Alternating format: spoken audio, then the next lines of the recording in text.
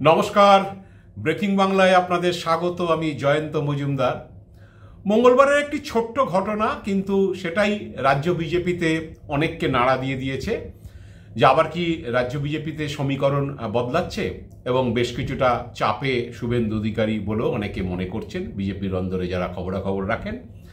বিষয়টি হলো যে মঙ্গলবার সুকান্ত মজুমদার তিনি সদ্য প্রতিমন্ত্রী হয়েছেন। আপনারা জানেন, রবিবার তিনি শপথ নিয়েছেন শিক্ষা দপ্তরের এবং উত্তর পূর্ব উন্নয়নের প্রতিমন্ত্রী হিসাবে তিনি শপথ নিয়েছেন। মঙ্গলবার তিনি দপ্তরে দায়িত্ব ভার গ্রহণ করতে গিয়েছিলেন। তার আগে তিনি দিল্লিতে দিলীপ ঘোষের বাড়িতে গিয়ে দিলীপ ঘোষকে পা ছুঁয়ে প্রণাম করেন। এই দিলীপ ঘোষকে প্রণাম করে দপ্তরের দায়িত্ব নিতে যাওয়ার আগে দিলীপ ঘোষকে প্রণাম করার পর থেকেই কিন্তু রাজ্য বিজেপিতে নানান প্রশ্ন ঘুরপাক খাচ্ছে। তাহলে কি আবার সুকান্ত মজুমদার এবং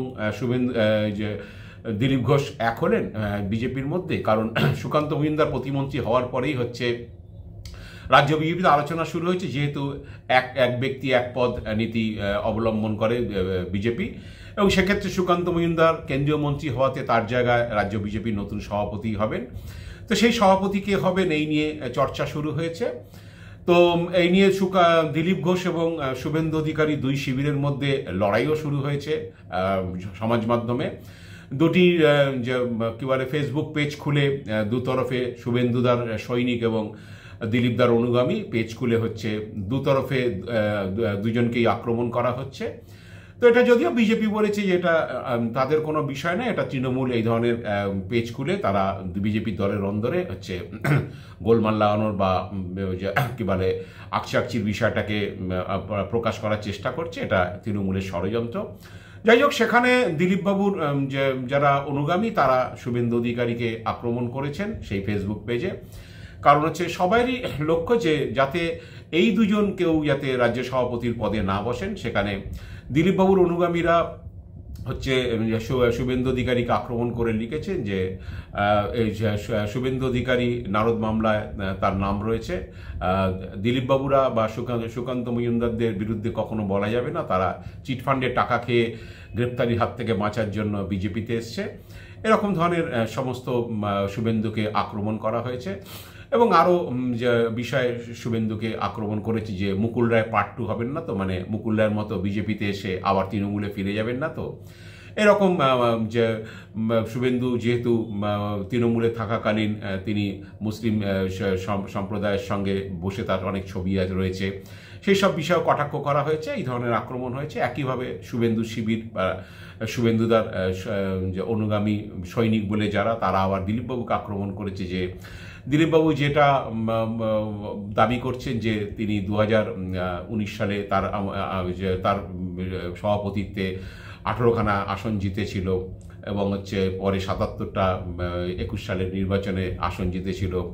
তো সেক্ষেত্রে কেন 200 আসনের স্বপ্ন দেখিয়ে দিলীপবাবু সেটা পূরণ করতে পারলেন না, বা 2019 সালে যখন লোকসভা ভোটে 18টি আসন যেতে তারপরে যে 3টি বিধানসভার উপনির্বাচন হয়েছিল, সেখানে কেন দিলীপবাবু নিজের খড়গপুর সদর আসনই ধরে রাখতে পারলেন না।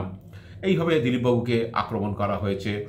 এবং দিলীপবাবু কতদিন ধরে রাজনীতি করার পরে বিজেপির সভাপতি হয়েছেন সেটাও প্রশ্ন তোলা হয়েছে। কারণ যেহেতু দিলীপবাবু আরএসএসে ছিলেন এবং আরএসএস থেকে এসে রাজ্য পার্টিতে সাধারণ সম্পাদক হিসেবে যোগদান করার কিছুদিনের মধ্যেই তাকে সভাপতি করা হয়, সে প্রশ্ন কটাক্ষ করা হয়েছে। তো এই নিয়ে দিলীপ ঘোষ এবং শুভেন্দু অধিকারীর যে অনুগামীদের মধ্যে আকচি শুরু হয়েছে। কারণ প্রত্যেকেরই লক্ষ্য যে শুভেন্দু অধিকারী বা দিলীপ ঘোষ কোনো পক্ষেই যাতে সভাপতির পদ বা চেয়ার দখল নিতে না পারে, এই নিয়ে বিজেপির অন্দরে একটা লড়াই। কিন্তু বিজেপি বলছে যে এটা যে তাদের কোনো অনুগামীরা নয়, এটা তৃণমূল এটা করেছে। যাই হোক, জানি না সে বিষয়টা। তবে সুকান্ত মজুমদারের দিলীপ ঘোষের বাড়িতে যাওয়া, দপ্তরে দায়িত্ব নিতে যাওয়ার আগে দিলীপ ঘোষকে পাছিয়ে প্রণাম করা একটা রাজ্য বিজেপিতে অন্য সমীকরণের ইঙ্গিত দিচ্ছে।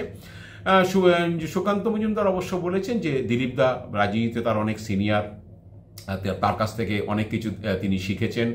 সেই কারণে তার মনে হয়েছে যে যখন তিনি এরকম একটা দায়িত্ব পেয়েছেন, তাই দিলীপদার আশীর্বাদ নেওয়া তার প্রয়োজন এবং তিনি সেটা মনে করি দিলীপ ঘোষকে প্রণাম করে দপ্তরের দায়িত্ব নিতে গিয়েছেন। তো এখন যেটা হয়েছে যে লোকসভা ভোটের পরেই দিলীপ ঘোষ যখন হেরে যান দুর্গাপুর বর্ধমান আসনে, তারপর থেকেই দিলীপ ঘোষের সঙ্গে শুভেন্দু অধিকারী বৈরিতা প্রচণ্ড মাত্রায় বেড়ে গিয়েছে। দিলীপবাবুর নাম না করেও তিনি যে উল্লেখ বলেছেন সংবাদ মাধ্যমকে যে তাকে কাঠিবাজি করে মেদিনীপুর থেকে সরানো হয়েছে দুর্গাপুর বর্ধমান আসনে, এবং ইঙ্গিতটা যে শুভেন্দু অধিকারী দেখেই ছিল সেটাই হচ্ছে কি বলে তিনি বলতে চেয়েছেন বারে বারে। এই নিয়ে গত কয়েকদিনে 4 তারিখে লোকসভা ভোটের ফলাফল বেরোনোর পরেই দিলীপ ঘোষ শুভেন্দুর সম্পর্কটা প্রায় তিক্ত আকারে নিয়েছে, এবং শুভেন্দু অধিকারী বুঝতে পারছেন যে দিলীপ ঘোষকে তারা কোনো দিলীপ ঘোষ তার বিরুদ্ধে আক্রমণ ছাড়িয়ে যাচ্ছেন, এবং নাম না করলেও পার্টির অন্দরে বা এখন সাধারণ মানুষও বুঝতে পারছেন যে দিলীপের ইঙ্গিত শুভেন্দুর দিকেই, এবং কাঠিবাজি করে শুভেন্দু নিজের কি বলে চয়েসের প্রার্থী তাদের মেদিনীপুর আসনে তিনি দাঁড় করাবেন বলেই হচ্ছে দিলীপ ঘোষকে সরিয়েছেন। এবং কেউ কেউ এমনও বলছেন যে শুধু সরানোই নয়, দিলীপ ঘোষকে যে দুর্গাপুরে হারানোর জন্য শুভেন্দু চেষ্টা চালিয়েছেন তার অনুগামীদের দিয়ে। এখন এইটা নিয়ে যত সময় যাচ্ছে দিলীপ ঘোষের সঙ্গে শুভেন্দু তিক্ততা বাড়ছে। তো সেই আঙ্গিকে দাঁড়িয়ে হঠাৎ করে সুকান্ত মজুমদার, আমি একটি ভিডিওতে কয়েকদিন আগেই বলেছিলাম যে সুকান্ত মজুমদার এবং দিলীপ ঘোষ কলকাতার উপকণ্ঠে একটি জায়গায় তারা বৈঠক করেছেন। কারণ যে লোকসভা ভোটের সময় যখন দিলীপবাবুর আসন পরিবর্তন করা হয় তখন সুকান্ত মজুমদার সভাপতি হিসাবে তিনি চাননি যে দিলীপবাবুকে সরিয়ে দেওয়া হোক, কিন্তু যেহেতু কেন্দ্রীয় নেতৃত্ব শুভেন্দু অধিকারী কথাতেই এবার বেশিরভাগ আসনে প্রার্থী যে চয়ন করেছে, তা সেক্ষেত্রে দিলীপবাবুর আসন সরানোটা কেন্দ্রীয় নেতৃত্ব মেনে নেয় এবং কেন্দ্রীয় নেতৃত্ব দিলীপবাবুকে সেখানে পাঠায়। কিন্তু একসময় এমন হয়েছিল যে দিলীপবাবুর আসন বা টিকিট কেটে নেওয়ারও একটা যে কথাবার্তা হয়েছিল বলে বিজেপি সূত্রে খবর, কিন্তু সুকান্ত মজুমদার সভাপতি হিসাবে তিনি যে কেন্দ্রীয় নেতৃত্বকে বোঝান যে সেটি ঠিক হবে না, কারণ দিলীপবাবু সিনিয়র নেতা এবং তিনি যেহেতু জয়ী এমপি এবং তাকে যাতে টিকিট দেওয়া হয় সেই ব্যাপারে তিনি উদ্যোগ নিয়েছিলেন, এবং শেষ পর্যন্ত দিলীপবাবুকে দুর্গাপুর আসনে টিকিট দেওয়া হয়। কিন্তু যদিও তিনি হেরে গিয়েছেন, কিন্তু হারার পরে সুকান্ত দিলীপের পক্ষেই সওয়াল করেছিলেন এবং তিনি বলেছিলেন যে দিলীপদার সঙ্গে সাবোতাজ হয়েছে বা দিলীপদাকে জোর করে হারানো হয়েছে, এটা তিনি মনে করেন না। তবে দিলীপবাবু হেরে যাওয়াতে তিনি খুব কষ্ট পেয়েছেন, কারণ তিনি তার মতে দিলীপবাবু লড়াকু নেতা, তিনি ভেবেছিলেন যে দিলীপবাবু জিতে আসবেন, কিন্তু দিলীপবাবু হেরে যাওয়াতে হচ্ছে তিনি সব মেনে নিতে পারছেন না কোনো মতেই। তো সহানুভূতিটা দিলীপের প্রতিই ছিল সুকান্ত মজুমদারের, এবং তিনি সেটা হচ্ছে মিডিয়ার সামনে প্রকাশ্যেই বলেছেন। এবং শুভেন্দু হচ্ছে দিলীপ ঘোষকে পাল্টা নাম না করে কটাক্ষ করেছেন, এবং হচ্ছে তিনি এও বলেছেন যে যদি এমনই হয় তাহলে লকেট চট্টোপাধ্যায় বা নিশীথ প্রামাণিক তারাও তো হেরেছেন। মানে শুভেন্দু বোঝাতে চেয়েছে যে যারা হারার তারা হেরেছে, এখানে তার কোনো ভূমিকা নেই, এখানে আসনের কোনো বিষয় নয়। কারণ হচ্ছে তিনি বোঝাতে চেয়েছেন দিলীপ ঘোষকে জেতা আসনেই দল টিকিট দিয়েছিল, কারণ দুর্গাপুর বর্ধমান আসন গতবার কম মার্জিনে হলো হচ্ছে সেখান থেকে সুরিন্দর সিং আলুওয়ালিয়া জিতেছিলেন। শুভেন্দুর বক্তব্যের নির্যাস হলো যে জেতা আসনেই দিলীপ ঘোষকে দেওয়া হয়েছিল, কিন্তু তিনি পরাজিত হয়েছেন, আর যে 8 জন পরাজিত হয়েছেন তার মধ্যে তিনিও একজন। এখানে কোনো ষড়যন্ত্র বা কোনো কাঠিবাজির কোনো বিষয় নয়, যেটা দিলীপবাবু বলেছেন যে তাকে কাঠিবাজি করে মেদিনীপুর থেকে সরানো হয়েছিল। তো এইরকম ধরনের কথাবার্তা আকচাকচি দুজনের মধ্যে চলছে। এরই মধ্যে এক নতুন সমীকরণ, সুকান্ত মজুমদার দিলীপ ঘোষের ঘনিষ্ঠতা বা সম্পর্কে ঘনিষ্ঠতা বাড়ায়। তো এখন সুকান্ত মজুমদারের বিষয়টা হলো যে সুকান্ত মজুমদার দিলীপ ঘোষের কাছে অনেকটাই কৃতজ্ঞ, কারণ 19 সালে যখন যে কি বলে লোকসভা আসনে টিকিট বিতরণ হয় সেক্ষেত্রে বিজেপি দলীয় সূত্রে খবর যে দিলীপ ঘোষই বালুরঘাট কেন্দ্রের জন্য সুকান্ত মজুমদারের নাম প্রস্তাব করেছিলেন, এবং সুকান্তবাবু সেখানে টিকিট পান এবং তিনি জিতেও যান। এবং পরবর্তীকালে 21 সালে যখন দিলীপ ঘোষকে সভাপতি পদ থেকে সরানো হয় তখন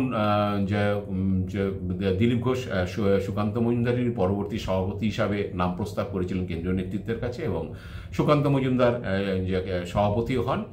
তো পরে দেখা যায় যে আস্তে আস্তে দিলীপের সঙ্গে সুকান্তের সম্পর্ক খারাপ হয়, যেমন যে শুভেন্দুর সঙ্গে ছিল খারাপ হয়েছিল, পরে সেটা হয়, এবং গত পঞ্চায়েত নির্বাচনের পরে দিলীপ ঘোষ প্রকাশ্যেই হচ্ছে সুকান্ত মজুমদারের সমালোচনা করেছিলেন, মিটিংয়ের মধ্যেও বলেছিলেন, এবং যে কী বলে সুকান্ত মজুমদারের অভিজ্ঞতা কম এবং সে কারণে হচ্ছে এবার খারাপ হয়েছে। এবং তিনি একই সঙ্গে তার আমলে যে পঞ্চায়েত নির্বাচন হয়েছিল 18 সালে তার সঙ্গে তিনি কম্পেয়ার করে হচ্ছে এবার খারাপ হওয়ার কারণও তিনি উল্লেখ করেছেন। এবং আসন সংখ্যা বৃদ্ধির কথা যেটা বলা হয়েছিল তিনি বলেছেন যে এবার আসন সংখ্যা অনেক বেড়েছে, সেই তুলনায় 18 থেকে খুব ভালো ফল হয়নি।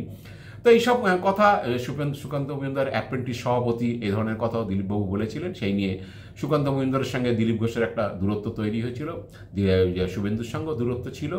তো দুজনের সঙ্গে দূরত্ব ছিল এবং এবারের ভোটে হচ্ছে সুকান্ত এবং শুভেন্দু মিলেই হচ্ছে ভোটটা পরিচালনা করেছেন। শুভেন্দু বিরোধী দল নেতা এবং সুকান্ত মজুমদার রাজ্য সভাপতি হিসাবে তারাই যে সব আসনে বিষয়টা কেন্দ্রীয় নেতৃত্বের সঙ্গে আলোচনা করেছে। তা গত বছর পঞ্চায়েত নির্বাচনের পরে যখন যে দিলীপ ঘোষ সুকান্ত মজুমদারের সমালোচনা করে তখন শুভেন্দু এবং সুকান্ত একযোগে দিল্লির নেতৃত্বের কাছে দিলীপ ঘোষের বিরুদ্ধে কী বলে নালিশ করেছিলেন। এবং তারপর দেখা গিয়েছিল যে দিলীপ ঘোষকে যে সর্বভারতীয় সহসভাপতি পদ থেকে পার্টি সরিয়ে দেয় এবং দিলীপ ঘোষকে তার নির্বাচন কেন্দ্রেই মনোনিবেশ করার কথা পার্টি জানায়।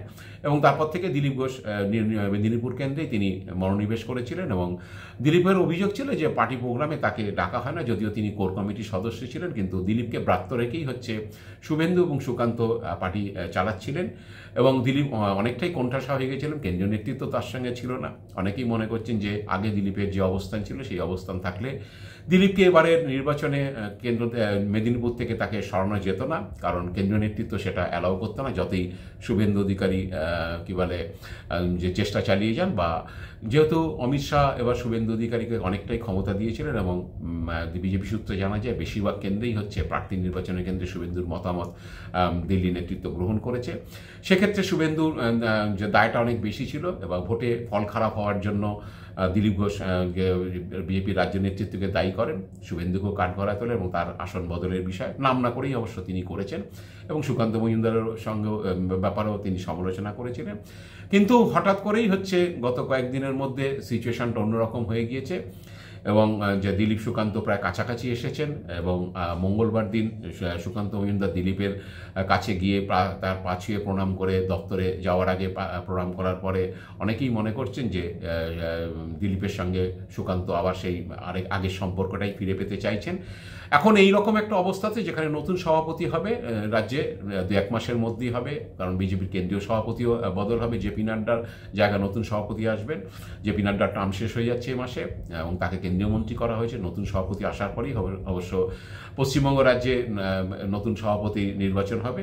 তো সেক্ষেত্রে যে শুভেন্দু অধিকারী মনোমতো কোনো সভাপতি হবেন কিনা বা দিলীপ সুকান্ত একযোগে কেন্দ্রীয় নেতৃত্বের কাছে নতুন কোনো নাম বলবেন কিনা বা দিলীপকে আবার পুনর্বাসন দেওয়ার চেষ্টা করবেন কিনা সুকান্ত মজুমদার, সেই নিয়েই এখন বিজেপির অন্দরে জোর চর্চা চলছে যে তারা এখন হয়তো শুভেন্দুর একাধিপত্য ঠেকানোর জন্য দুজন হয়তো এক হয়েছেন, এরকমই একটা চর্চা বিজেপির অন্দরে। এখন দেখা যাক যে সত্যি সত্যি শুভেন্দু অধিকারী সুকান্ত মজুমদারের সঙ্গে দিলীপ ঘোষের এই সম্পর্কটা একটা জোটের আকার নেয় কিনা এবং একজোট হয়ে তারা দুজন শুভেন্দুকে আটকানোর জন্য তারা কোনো পদক্ষেপ করে কিনা কেন্দ্রীয় নেতৃত্বের কাছে, যাতে শুভেন্দু অধিকারী মনোমতো কোনো সভাপতি না বসে রাজ্যে। সেটার জন্যই আমাদের আগামী দিনগুলো অপেক্ষা করতে হবে। এখন এই সমীকরণ নিশ্চিতভাবেই শুভেন্দু অধিকারীকে বেশ কিছুটা চাপে ফেলেছে বলেই বিজেপির রাজ্যে যারা নেতাকর্মীরা রয়েছে তারা মনে করছেন বা সুকান্ত মজুমদার দিলীপের অনুগামীরা মনে করছেন।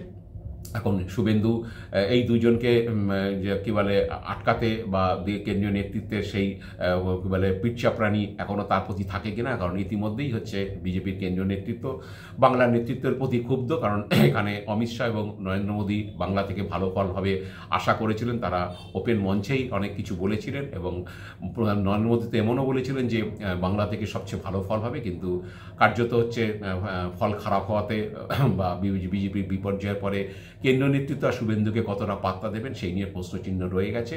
এখন দেখা যাক যে নতুন সমীকরণে আগামী দিনে কি দেখা যায়, যে সভাপতি কে হচ্ছেন, সেক্ষেত্রে দিলীপ এবং সুকান্তর কোনো পরিচিত কেউ বা তাদের শিবিরের কেউ হচ্ছেন নাকি দিলীপ ঘোষকে আবার নতুন করে সভাপতি বেছে নেন কেন্দ্রীয় নেতৃত্ব, এর জন্যই আমরা অপেক্ষা করব।